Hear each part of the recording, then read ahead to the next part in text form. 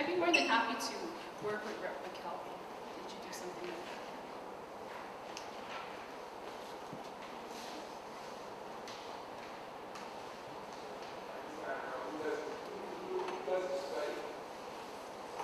What is it called? USGS? I forget the name. It's an agency. That's the first step. We got to get that started, right? Yes, yes.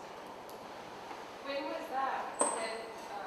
2005, when I introduced the reso. I think it's HCR 296 or 293. Yeah. But I can get that to you. On your ahamoku, the question I have is, you said the governor would appoint 8 people, 1 per island. In the selection, what would be some of the qualifications that she has in mind? Maybe that's the first question. Number 2, is it a paid position? It's but for the travel, we put money in there to accommodate any travel or reimbursements to the members who serve on that committee or that board. And you said that the process will take 2 years? We did a bill for 2 years, but each year they have to report back before we start a legislative session what their findings are and where they're at with it. They have to keep us informed. By the 2nd year, their full report will be done by telling us legislators what they have found in each community and how each community would like to move forward with it. Some communities might not want it, you know what I'm saying? So instead of us forcing something upon the community, in our compromise, we decided that we need that discussion to take place. Is this something that will work in that moment? You know? So that was the whole point.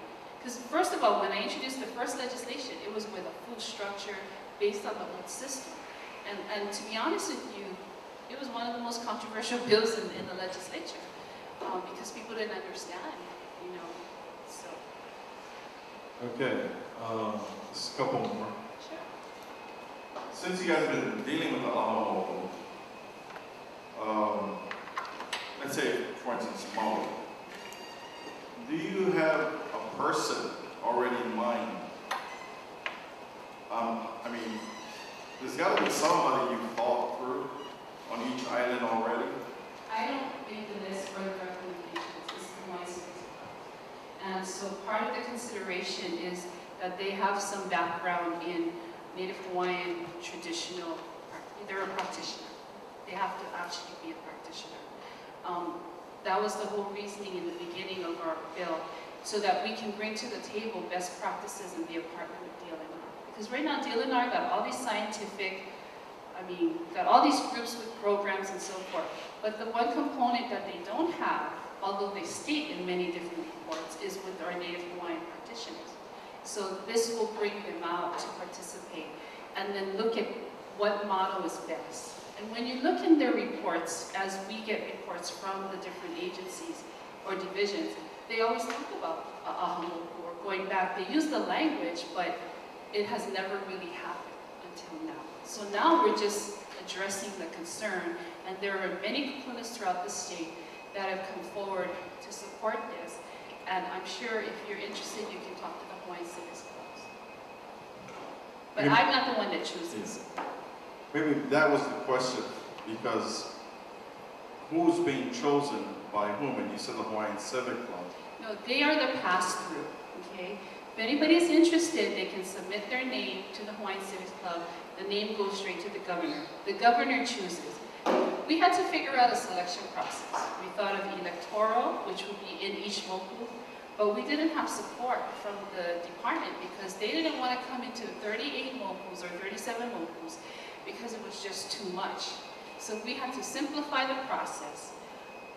We the legislature didn't want to make it complicated where you got to go, the governor appoints and then you got to go through the Senate and they, confirm. That's a whole other process. So we simplified it where we do not have to go through that boards and commission process, but anybody interested can submit their name to the Hawaiian Civics Club and they can go forward.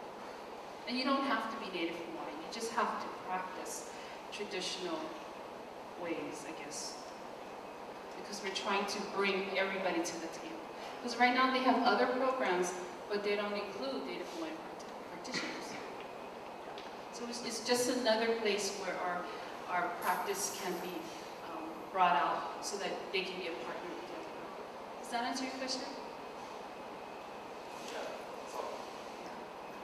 So if you're interested, you can call the Hawaiian Civics Club. They were the only ones that stepped up to the plate, you know, during the process.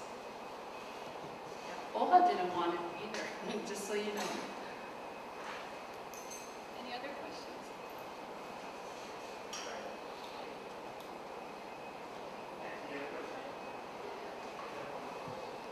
Maybe you might want to clarify that in order for them to they need to sign the qualifications of their biography every